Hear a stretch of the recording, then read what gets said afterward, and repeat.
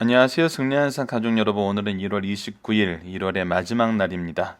저희들 승리하는 삶을 통해서 마태복음 말씀을 상고하고 있고, 오늘의 말씀은 파송에 관한 말씀입니다.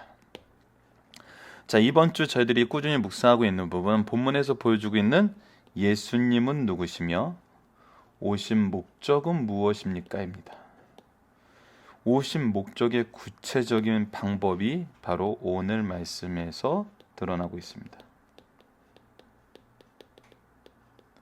어떤 내용인지, 이것이 지금 우리가 예수님이 사역을 시작하신 4장에서부터 10장 15절까지의 말씀이 어떤 연계 속에 있는지 그 내용을 살펴보도록 하겠습니다. 또한 이 파송 때 부어주신 능력은 8장과 9장 말씀과 또 어떤 내용으로 연관되어 있는지도 살펴보도록 하겠습니다. 저희 승리하는 삶은 현재 마태복음 말씀을 성경 연속 강해 설교를 통해서, 저희들 특징은 강해 설교이지만 연속으로 하고 있습니다. 그래서 한 절 한 절을 마태복음 처음부터 끝까지 살펴보는 그런 시간을 갖고 있습니다. 승리하는 삶은 발행이신 박유일 목사님, 성함도 써놔야 되겠네요. 박유일 목사님의 구속사로 종합한 성경 연속 강해집 마태복음 1, 2, 3, 4 네 권으로 되어 있고, 각 권의 구성은 다음과 같은 챕터로 되어 있습니다. 저희들 현재 2권 부분이 마무리되어 가고 있고, 다음 달에 10장에서부터 20장까지 말씀이, 3월 달에 21장에서 28장까지의 말씀이 준비되어 있습니다.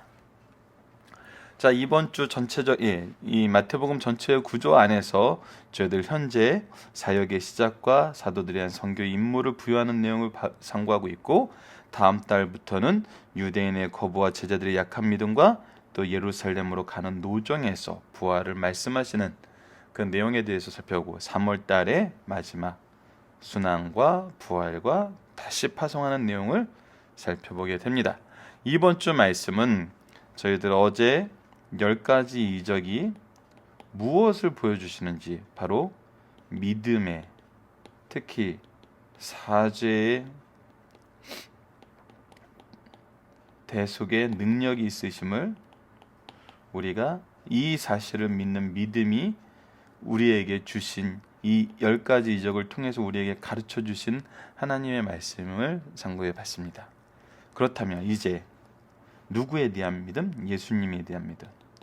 누가 사죄의 은총을 가지고 있다고요? 예수님이 가지고 있다고. 이것을 전하는 내용을 오늘 저희들 살펴보게 됩니다. 자, 본문 말씀으로 들어가도록 하겠습니다. 굉장히 길기 때문에 좀 빠르게 움직여 보도록 하겠습니다. 하나님 나라 소식을 전파하게 함, 즉 파송하심입니다.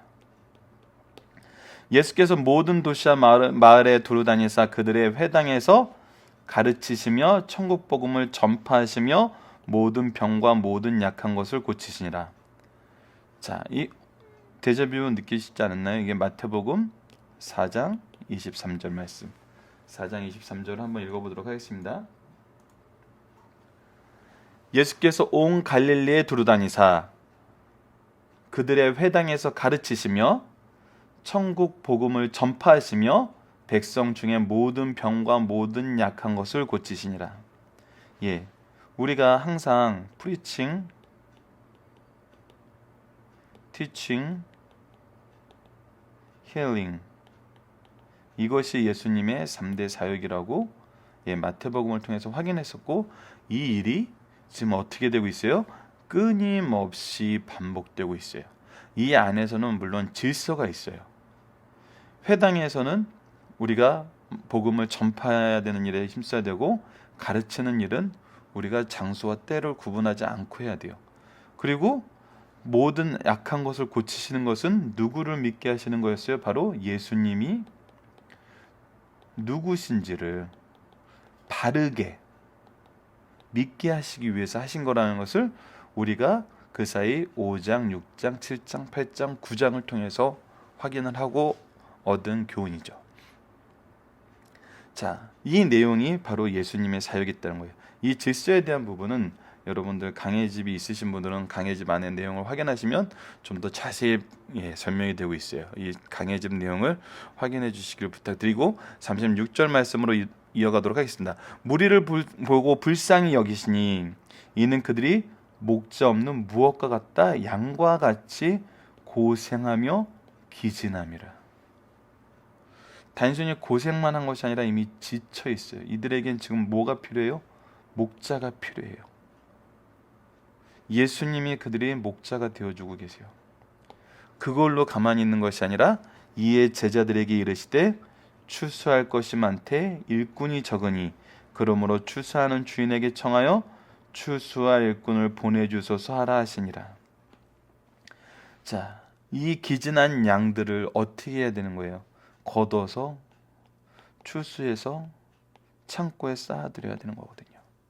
이 일을 할 일꾼을 보내주소서라고 추수하는 주인에게 청하야겠다는 거예요. 그리고 나서 뭐를 하세요? 파송을 하세요. 즉, 이 일에 합당한 일꾼으로 예수님은 당신의 제자들을 보내시는 거예요. 자, 먼저 양에 대한 개념, 추수에 대한 개념, 이것이 신구약 전체에서 어떻게 나타나는지 한번 볼게요. 양은 박유일 목사님이 항상 강조하시는 건데 어떤 특징을 가지고 있냐면 공격할 무기도 방어할 도구도 없다는 거예요.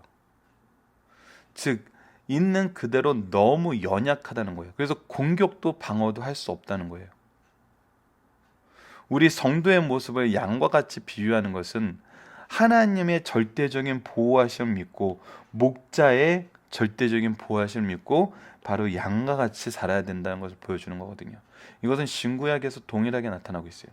추수에 대한 것은 어떤 내용이 있냐면 추수할 때는 항상 하나님께서 그 일을 하시는 것과 연결이 돼요. 그래서 잠언 10장 5절 말씀을 보면은 추수 때 자는 자는 부끄러움을 끼치는 아들이니라. 요나서 1장 6절은 자는 자의 어찌함이냐.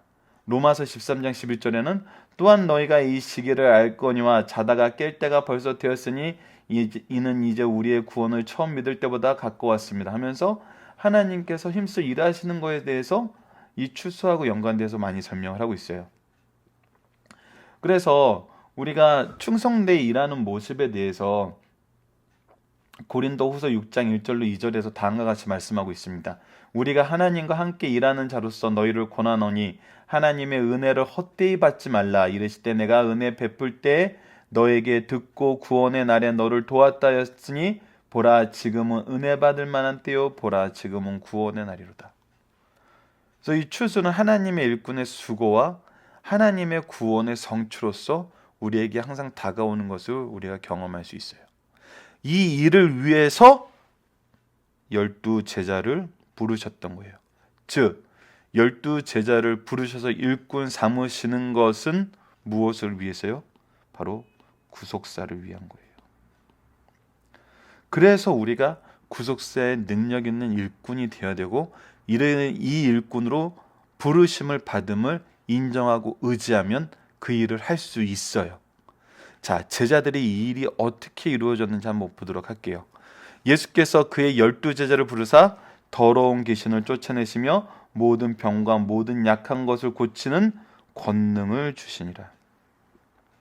하나님의 구속사를 맡은 사람들에게 항상 주시는 것은 뭐냐면 바로 권능이었어요.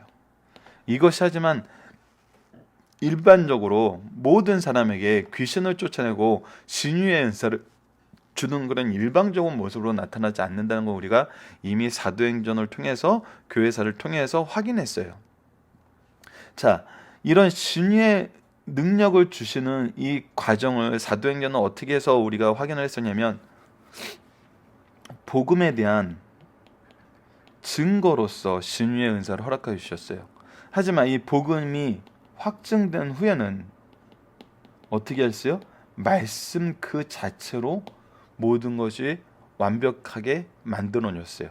그래서 계시의 완성 시대에 사는 우리가 오히려 은혜의 시대에 산다는 것은 이런 모든 것이 예수님이 구세주 되심을 증명하고 우리가 증거하는 그 증거가 참임을 확인해 주는 것인데 확증하는 그 역할을 했는데 그것이 이미 이루어졌다는 거예요. 그래서 이 말씀 안에 써 있는 모든 하나님의 말씀은 성경 그 자체는 하나님의 말씀으로 능력이 있어서 이것이 우리에게 역사함을 우리가 모든 사람이 경험하고 있다는 거예요. 이 성경이 완성된 이후로 오는 모든 사람들이. 그래서 이 능력은 이제 무엇으로 대표되냐면 바로 말씀의 능력으로 대표가 되고 있죠. 그래서 우리가 정말 원해야 되는 달란트 중에 그리고 가장 필요한 달란트는 무엇이냐면 무엇을 위해? 구속사를 위해. 구속사를 위해 가장 필요한 것은 바로 말씀의 능력이에요. 이것이 살아 역사하니까. 역사하지 않는다면 또 이런 게 필요하겠죠.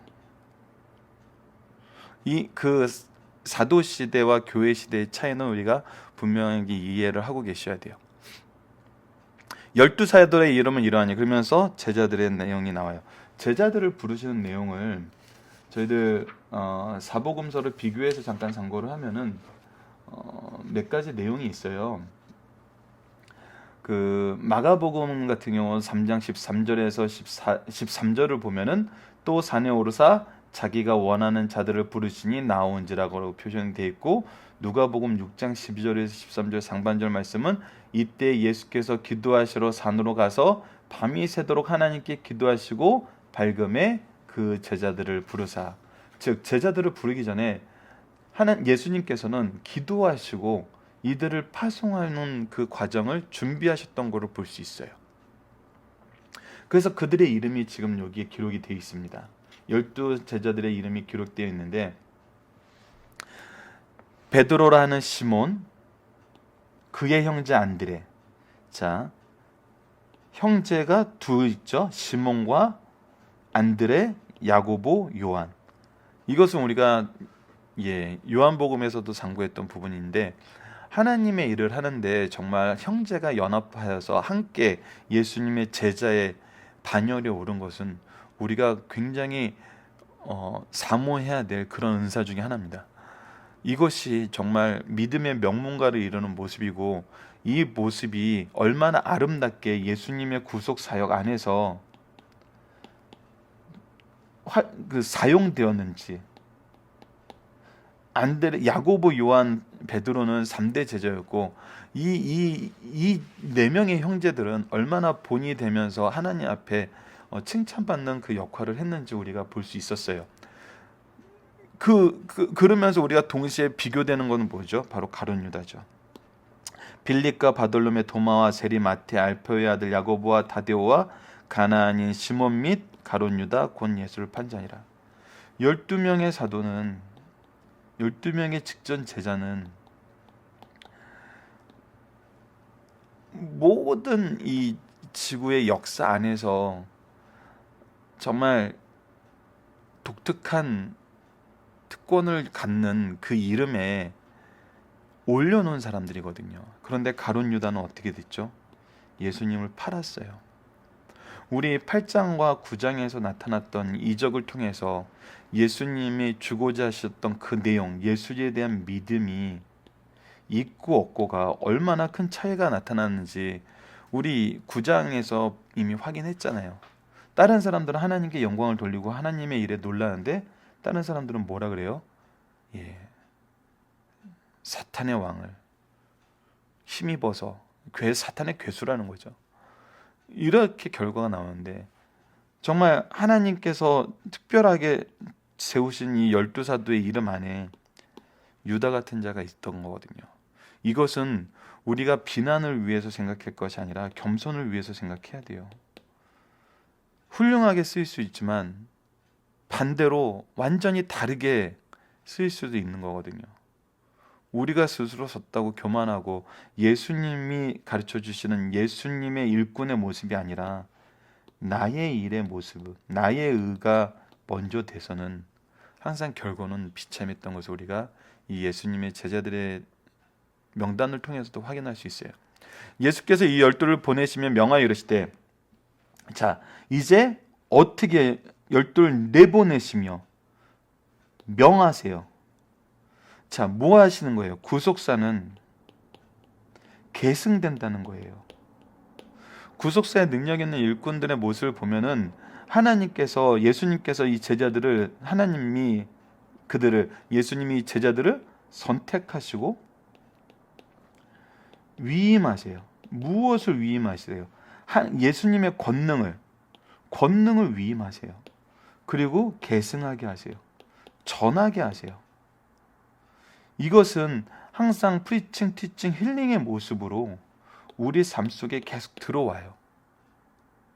삶 속으로 들어오는 내용들이에요.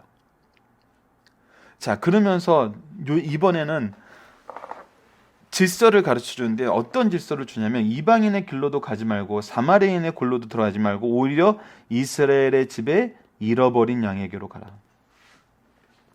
하나님이 이 일을 질서 있게 하시는 것은 하나님의 준비하신 것, 하나님의 주권을 하면은 그 안에 놀라운 의미가 숨어 있음을 알아요. 지금 이스라엘의 잃어버린 양은 그들은 이 복음에 대해서 훈련이 되고 이 이스라엘 민족 전체를 보면은 이 구속사에 쓰시기 위해서 그들의 죄악으로 인해서 심판받아서 타국의 노예 상태가 되고 속국 상태가 돼 있음에도 하나님은 이들을 어떻게 해요?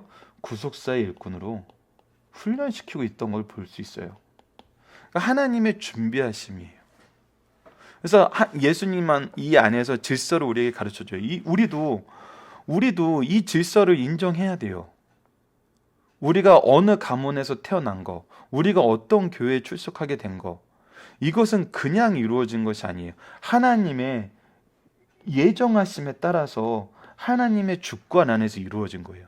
그래서 우리가 가장 먼저 해야 되는 것은 바로 우리 주위에 잃어버린 양에게로 먼저 복음을 전하는 거예요. 그들에게 뭐를 전해요? 가서 전파하여 말하되 천국이 가까웠다 하고, 예수님께서 전하신 것과 똑같아요. 회개하라, 천국이 가까웠느니라. 예수 그리스도를 통한 복음의 진리가 우리에게 다가왔고 너희들이 오로지 구원받는 그 길은 예수 그리스도의 이름을 믿는 그 이외의 길은 없다는 것을 전하는 거거든요. 우리가 잃어버린 양에게로 가서 해야 될 것은 바로 이 일이라는 거예요. 때론 잃어버린 양들이 상처받는 경우가 어떤 경우냐면, 잃어버린 양에게로 가서 무엇을 드러내요? 내 의를 드러내는 경우가 너무 많아요.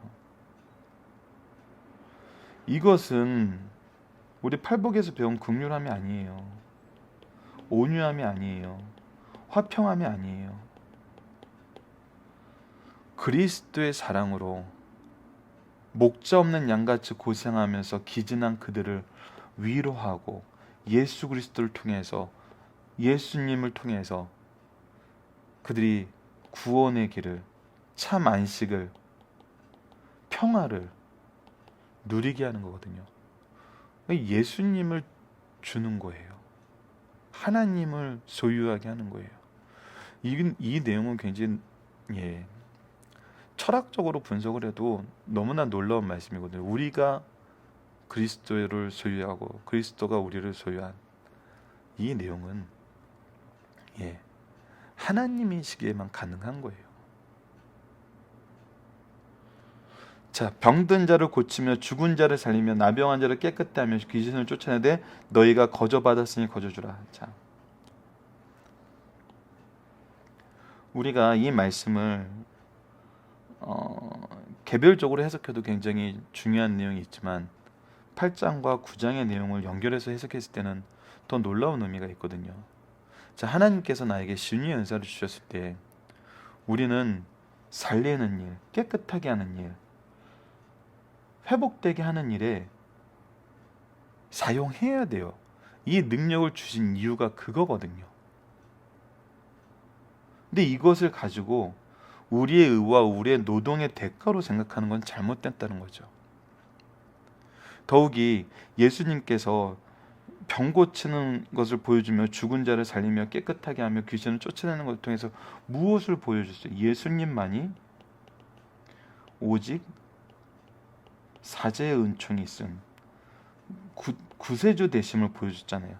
그래서 이것은 우리가 찾아서 우리가 수고의 결과로 얻은 게 아니거든요. 이거 은혜로 우리가 거저 받은 거였고, 이 은혜를 전파하는 사람으로서 우리를 선택하신 거거든요. 그래서 이 내용을 통해서 우리가 기억해야 되는 것은, 예수님이 이 능력을 무엇을 위해서 행사하셨는지 알고 해야 된다는 거죠. 이 권능에 취해 있으면은 내 의를 세워요. 하지만 이 권능의 목적이 무엇인지 우리가 잃지 않으면은 예수님의 목적이 드러나게 되는 거죠.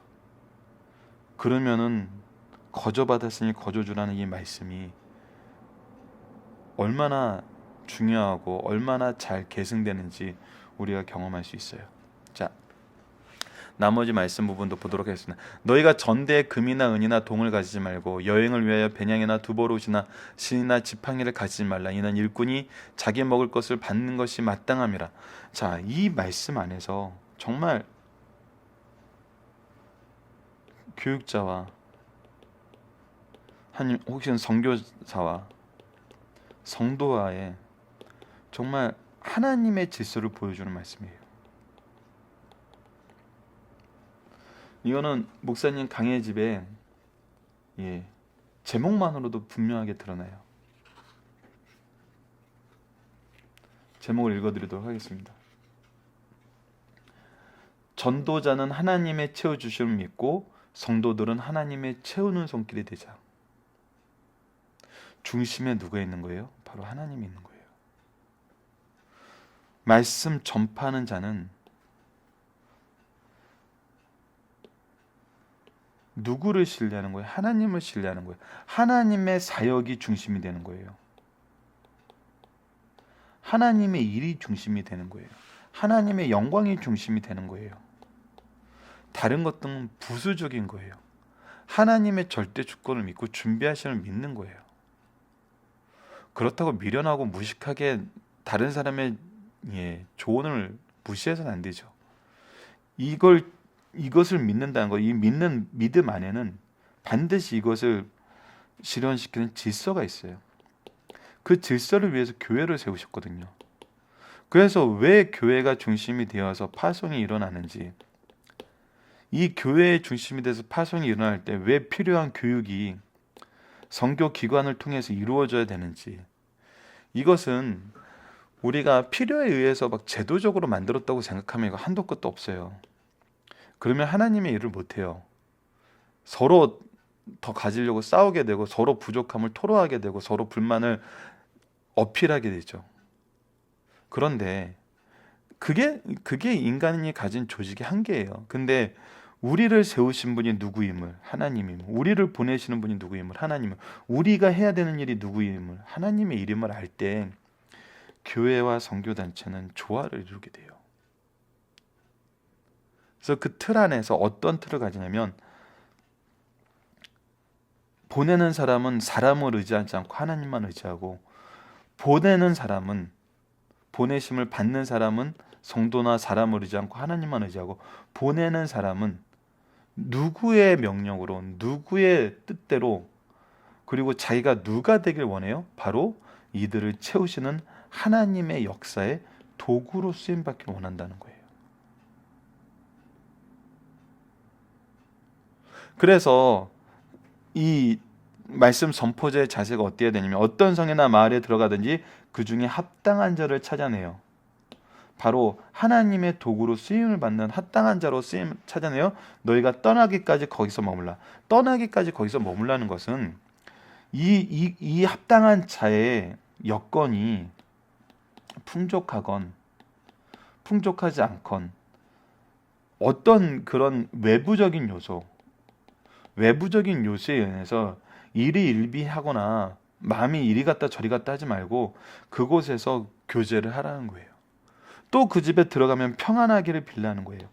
그리스도가 주시는 평안을 빌라는 거예요. 즉 그리스도의 교제를 나누라는 거예요. 이 부분은 저는 요즘에 가끔 느끼게 되는 것은 뭐냐면,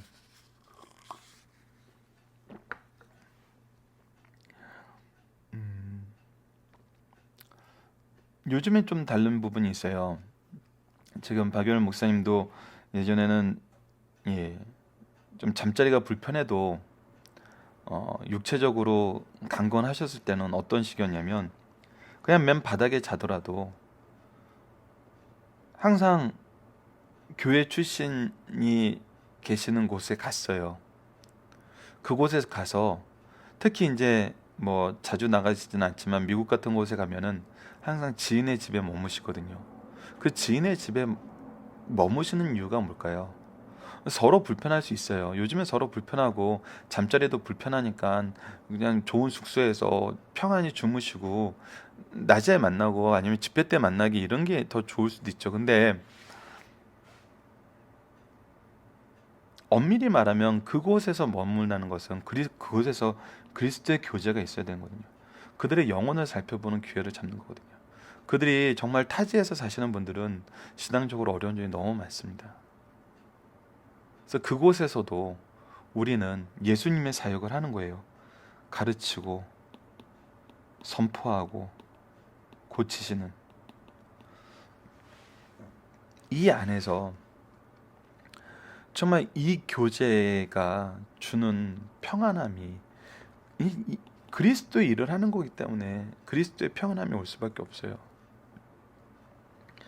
우리가 때론 힘들고 어렵고 거칠고 귀찮더라도 우리가 복음 전파하는 데 있어서 서로 이 교제를 소중히 여기고 또 전하는 자가 외부적인 요소보다는 이들의 영혼을 먼저 돌보는 저는 오랜 시간 동안 좀 그걸 목사님을 통해서 배웠어요.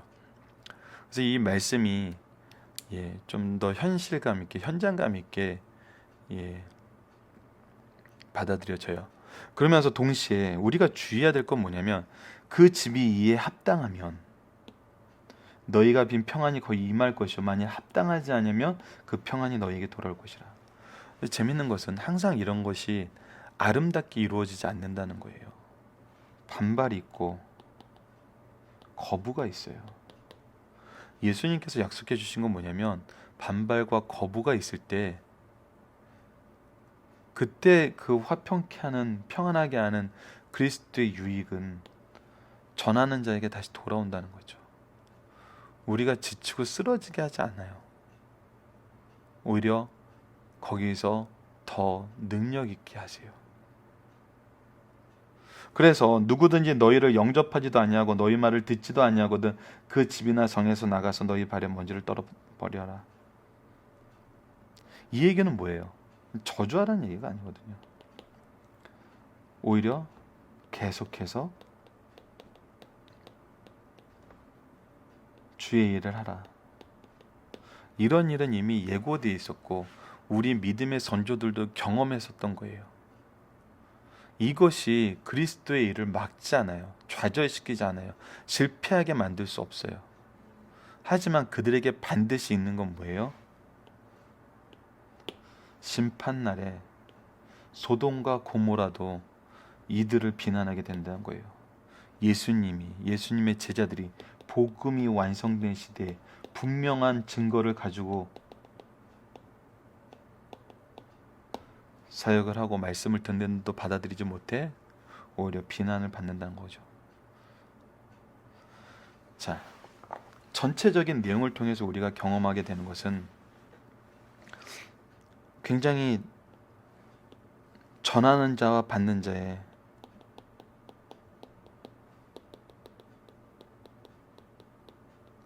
모두에게 해당되는 말씀인 걸 알 수 있어요.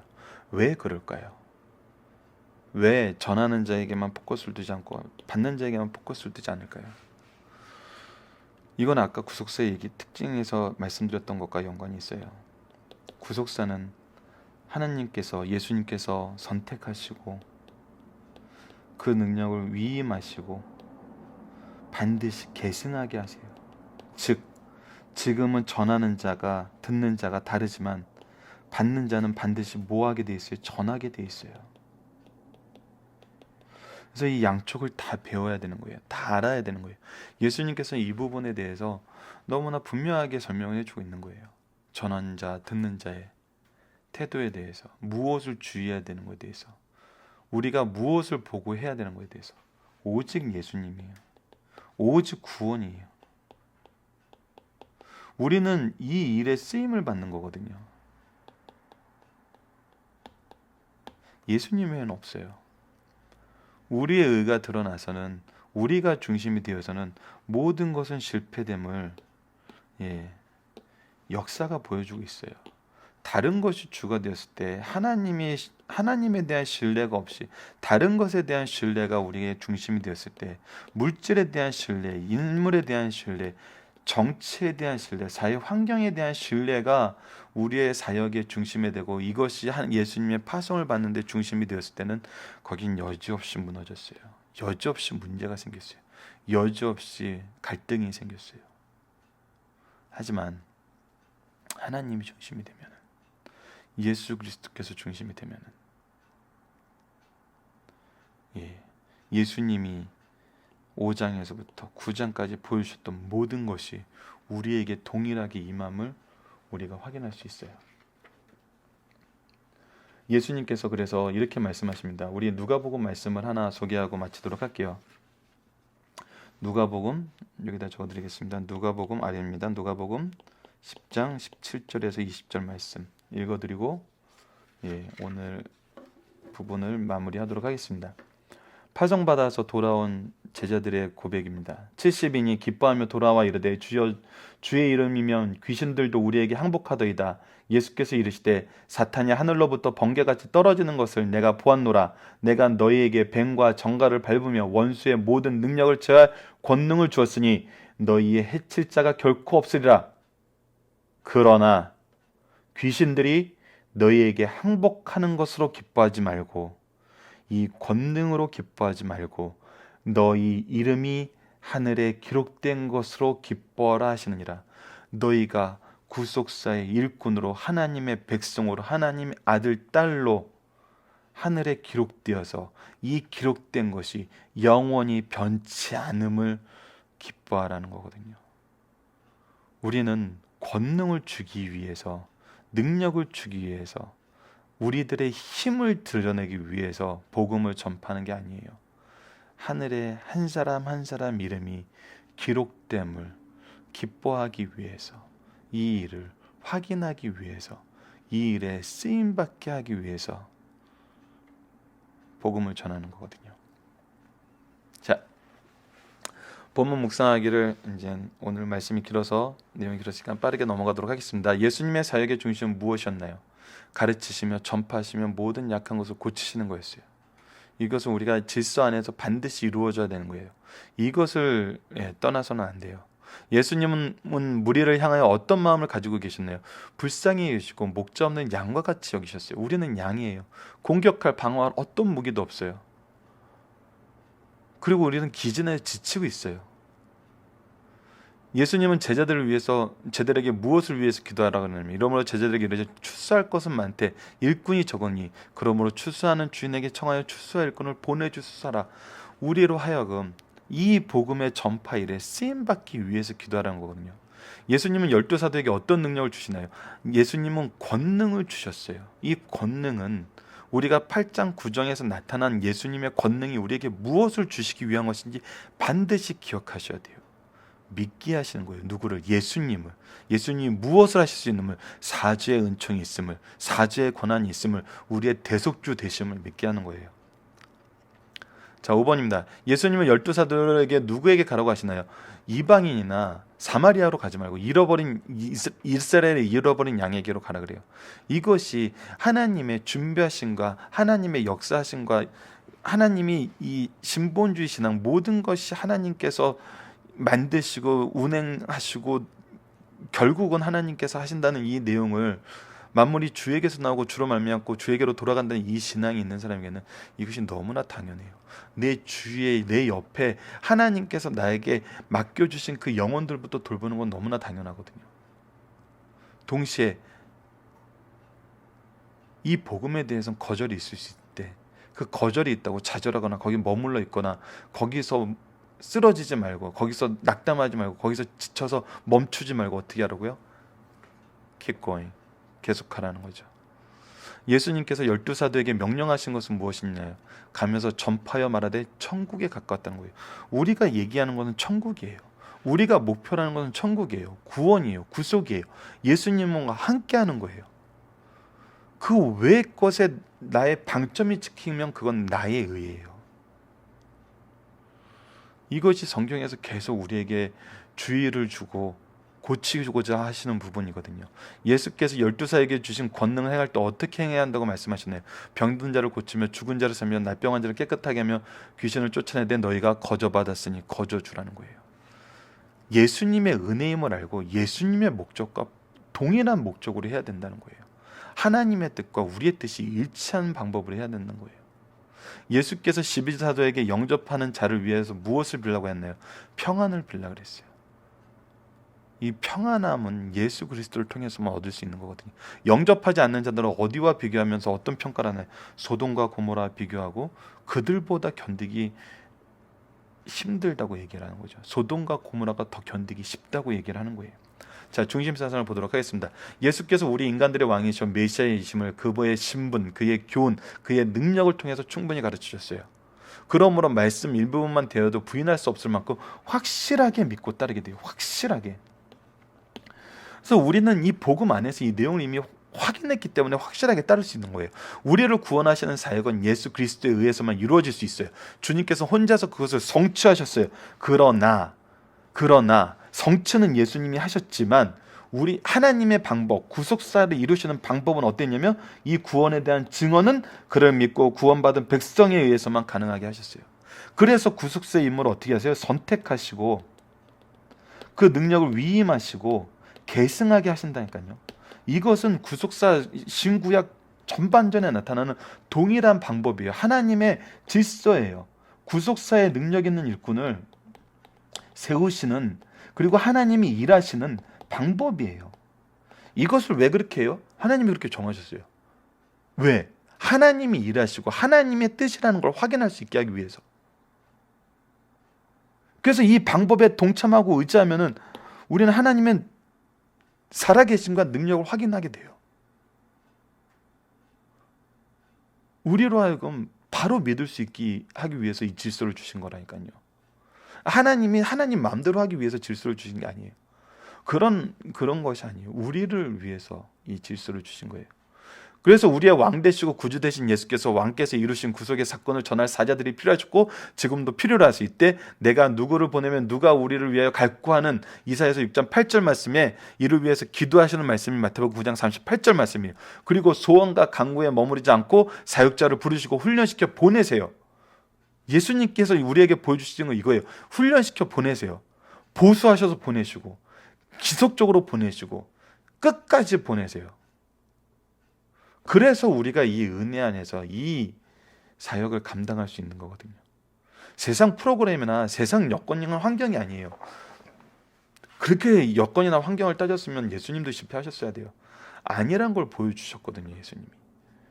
그리고 소원과 강구에 머무르지 않고 사역자를 부리고 훈련시켜 보내셨다. 그러므로 예수님의 중요한 두 사역은 십자가로 자기 백성의 죄를 대속하는 일이요. 이것은 예수님만이 할 수 있는 일이요. 이것을 세상에 증거하게 하시려고 제자를 부리고 보내십니다. 이를 위해서 지금 우리들을 선택하셨다고요. 이를 위해서 지금 우리를 부르시고 말씀으로 훈련받게 하시는 거거든요. 이런 맥락에서 지금까지 1장 9장 혼자 일하셨으나 이제 10장 동역자를 구하시고 보내시는 사역을 시작하세요. 마태복음 10장의 내용은 다음과 같습니다. 12제자를 부르시고 제자를 삼으신 것이 오늘 말씀 받고요. 제자들로서 복음을 전파할 때 일반적인 교훈으로 전도자의 지역과 기본 내용과 전도자의 삶의 태도 등을 오늘 가르쳐 주셨어요. 다음 주 우리 2월 달에는 어떤 말씀으로 시작하면 전도자들에게 미래에 대한 교훈으로 박해가 있을 것을 예고하세요. 그것을 하고 주의 고난과 십자가를 들고 따를 것을 가르쳐 주세요. 복음 증거자들이 믿음으로 영접하는 자들이 받을 축복을 가르쳐 주세요. 자, 중심사상 내용을 빨리 보도록 하겠습니다. 예수님께서 공생애를 통해 하신 일은 삼중적인 것이다. 이 부분은 우리가 계속 반복했죠. 회당에서 가르치셨다. 가르침의 핵심은 자신이 구약에 예언된 메시아라는 알리시는 거였어요. 둘째, 천국 복음을 전파하셨다. 사람은 지상의 삶도 필요하지만 천국의 삶도 알고 소망해야 된다는 거예요. 인간의 참된 행복은 지상날의 조건에서 결정되지 않고 천국을 알고 소유할 때 결정된다는 거예요. 우리의 삶에 어디서 결정된다고요? 천국을 소유할 때. 셋째, 모든 약한 자들을 돌보시고 병자를 고치셨다. 그 후 교회와 성도들도 예수를 믿게 되면 이 세 가지 사업을 계승하여 실천한다는 사실을 가르쳐줘요. 이것이 지금 현재 우리가 계승되고 실천되고 있어요. 말씀으로, 봉사로, 우리 지금 말씀 연구를 통해서 이것이 이루어지고 있습니다. 어느 시대나 주의 일에 헌신하는 사람들이 필요하다. 죽게 쓰임받는 일꾼이 되자. 예수님께서 제자들을 파송하시기에 앞서 출사할 것이 많아 일꾼이 적음을 탄식하시고 하나님께 일꾼을 보내주실 간구하셨어요. 예수님 시대뿐 아니라 어느 시대나 할 일에 비해 일꾼이 적음으로 진짜 일꾼들은 업무량이 너무 많고 노는 사람들은 너무 많을 뿐 아니라 할 일을 찾지 못하고 있다 그래요. 이게 아이러니예요. 요즘처럼 하나님을 믿기 싫어하는 세대가 어디 있어요? 반대로 얘기하면 뭐예요? 요즘처럼 거둬야 될 출세할 알곡들이 많은 시대가 없다고요. 근데 일꾼된 모습이 어떠냐고요.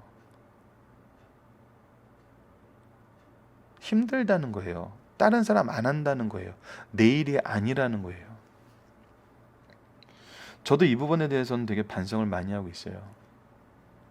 오히려 평신도일 때는 수고하는 것이 기쁘고 수고하는 것이 은혜고 수고하는 것이 축복이었는데 사역의 길을 들어서고 나서는 힘들 때가 많아요. 내 일이 아닌 것 같을 때가 많아요. 근데 아니거든요. 이를 깨닫고 주여 나를 보내소서 하면서 자신의 일을 할 뿐 아니라 일손의 부족을 보면서 주여 일꾼을 더 보내주옵소서라고 기도하게 하시는 말씀이에요. 그리고 이 일을 위해 예수님은 자신의 사역을 증언하고 기록할 12사도를 세웠어요. 주님께서 이루어놓으신 구속사역을 증거할 증인 가운데 사도는 교회의 기초를 놓는 중요한 사람들이었어요. 이들은 예수와 함께 있어 그들이 본 모든 것을 받아들이고 전하고 기록해야 했어요. 사도 이후의 사람들은 사도들의 증언에 기초하여 전해야 돼요. 그리하여야 유일신 종교, 계시의 종교, 유일무이한 구원의 종교의 본질을 유지하고 그 구원의 역사에 참여할 수 있다는 사실을 가르쳐줘요. 이 부분에 대해서 학문적인 부분을 다시 한번 주의로 환기시키면은 제자들이 이것을 어떻게 썼냐는 거예요.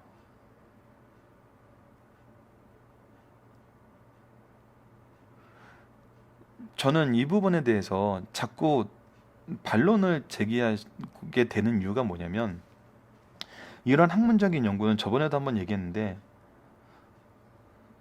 하나님이 우리에게 글을 써주시고 계세요. 하나님의 말씀을 남겨주고 계세요. 성경 말씀이거든요, 이것이. 근데 요즘 학문의 추세는 뭐냐면 이 펜이 어떤 펜이냐는 거예요. 이 펜이 어떤 펜이냐를 연구하면서 자연스럽게 무엇을 우리가 따로 떼서 얘기하고 있냐면 하나님의 존재를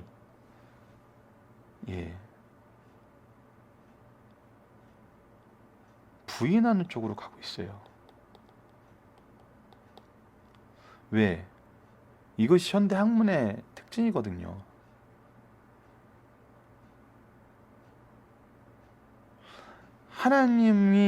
하나님은 증명이 안 된다는 거예요. 검증이 안 된다는 거예요. 오로지 검증할 수 있는 것은 이 펜이 언제 어떻게 어떤 모습으로 형성됐냐는 거예요. 이 펜이 뭐가 중요하죠? 제가 연애 편지를 쓰는데 연필로 쓰건 볼펜으로 쓰건 심지어 뭐 혐오스럽지만 혈서로 쓰건 이건 좀 혐오스럽네요. 때로는 볼펜으로 썼다가 때로는 연필로 썼다가 때로는 형광펜으로 썼다가 때로는 파란색으로 썼다가 때로는 녹색으로 썼다가 나의 마음을 담는 것은 이 글 안에 다 있는데 하나님을 부인하고 이 글을 여기는 파란색, 여기는 빨간색, 여기는 연필, 여기는 예. 그래서 빨간색으로 쓴 데만 따로 모아서 생각해봐요. 파란색으로 쓴 데만 따로 모아서 생각해봐요. 연필로 쓴 데만 따로 모아서 생각해봐요. 그러니까 연필 빨간색으로 주로 쓰는 그런 다른 나라에서나 다른 사회에서는 이런 거를 많이 썼네요. 빨간색으로 쓰는 거는 이런 거를 많이 썼네요. 그러면은 뭐가 되죠? 이건 하나님이 쓴 게 아니라 이 사람들 거를 빌려와서 다른 사람이 이 펜을 쓰고 하든지 나중에 이 글을 쓴 거를 나중 사람들이 편집한 게 되네요. 이런 결론을 내고 있는 거거든요.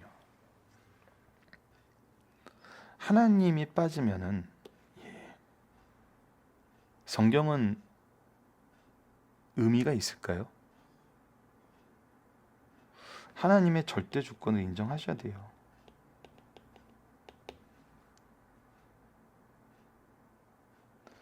이 부분에 흔들리면은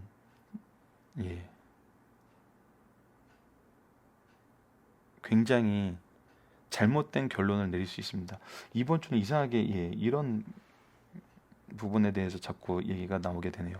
어제도 예수님의 이적을 하나님의 사죄의 권한이 그들을 통해 분명히 증명되었음에도 그것을 받아들이지 않는 자들은 결국은 예수님을 사탄의 괴수라고 얘기했던 것처럼 하나님의 말씀을 하나님의 말씀으로 받아들이지 않으면은 하나님의 존재를 인정하지 않으면서 어떻게 하나님의 말씀을 받아들일 수 있겠어요? 이거는 말이 안 되는 거거든요. 말이 안 되는 방법으로 분석을 하고 있는 거예요.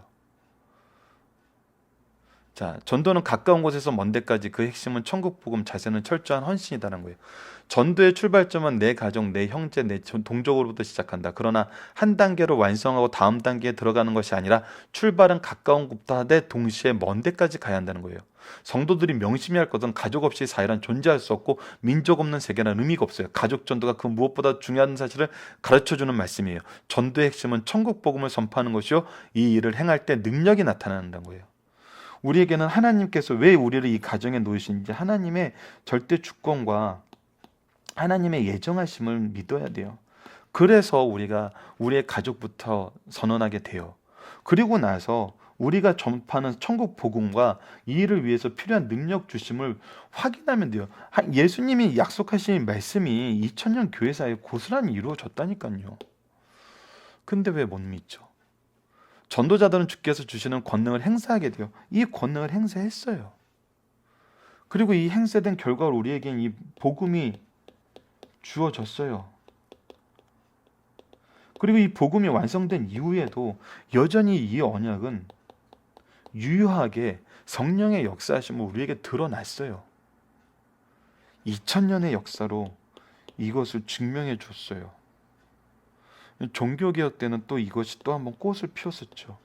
하지만 이 종교개혁사 때는 꽃핀 내용과 자기를 세워서 잘못된 내용은 분명히 그 결과에서 차이가 나요. 동일한 꽃이라고 생각하는데 이것을 또 뭉뚱그려서 보면 안 돼요. 하나님의 방법대로 한 것과 자기의 의를 세우기 위해서 방법에 이것이 바로 이런 관점을 가진 사람들이 구속사적인 세계관을 가진 사람이거든요. 역사를 보는데 하나님의 의를 따른 것과 자기 의를 따른 것은 구분할 줄 알아야죠. 이것을 구분하지 못하고 한데 뭉뚱그려서 교회사를 설명하면은 이것이 안 보여요. 다른 게 보이죠.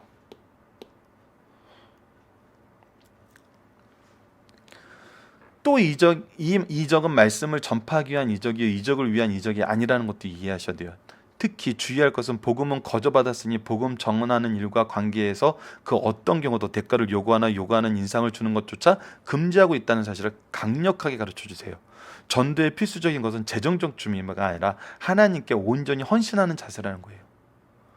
우리가 사역을 하면서 무엇을 보냐는 거예요. 하나님을 봐야 되는데 내 주머니가 채워지는 것을 보거든요. 근데 이거는 이해가 돼요. 왜? 아이가 있고 한국 사회에서는 이 교육의 문제가 교육자들에게 굉장히 큰 시험거리를 줍니다. 그래서 성도분들에게 부탁하고 싶은 거는, 나는 내가 또 이들을 교육자들을 서포트하는 것은 이것은 또 하나님께서 나에게 맡기신 것이고 이것이 하나님이 나를 축복하시는 방법이거든요. 나를 쓰시는 방법이거든요. 그럼 그걸 채워주셔야죠. 왜 내가 하나님이 돼서 교육자들의 시험을 해요? 이거는 둘 다 내 의예요, 내 의. 이것을 끊어야 되는 거예요. 한국 교회에서는. 물론 이러지 않은 교회가 너무나 많아요. 근데 가끔 들리는 소문에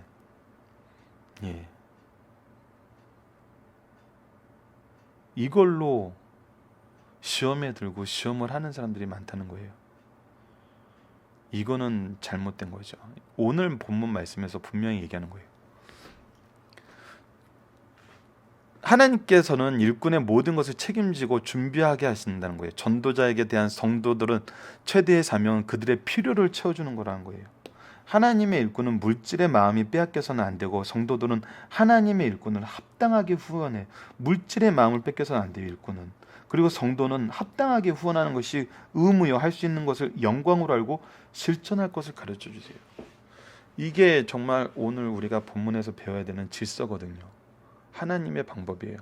살펴보기 정답 여러분들 각자 확인하시고, 오늘 강의가 굉장히 길었습니다. 본문이 길었지만 본문 전체적인 내용은 솔직히 기존하고 별 차이가 없는데 추가적인 권면이 좀 많았네요. 양해를 부탁드리겠습니다. 적용하기, 우리가 말씀을 깊이 있게 연구하게 된 것, 교회에서 직분을 맡게 된 것, 봉사자로 세움을 받게 된 것, 이 모든 부르심의 가장 중요한 목적은 무엇인가요? 구원입니다. 천국 복음이에요. 예수님을 알게 하는 거예요.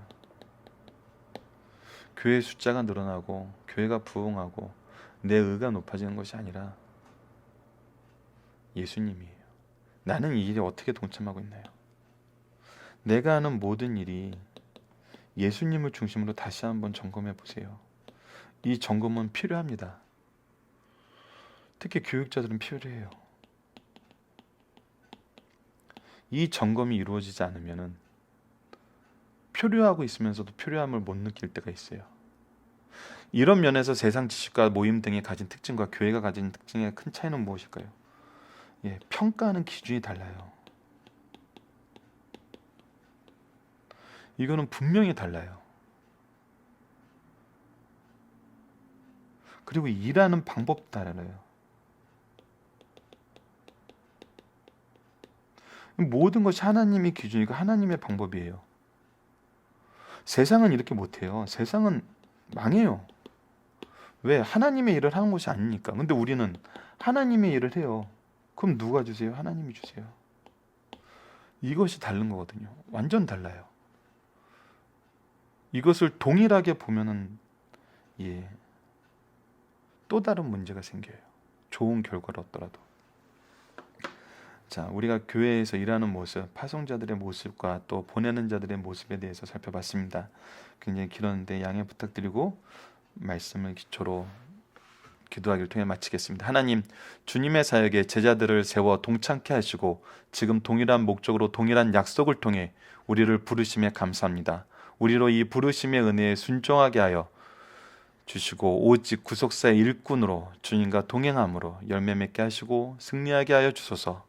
예수님 이름으로 기도드립니다. 아멘.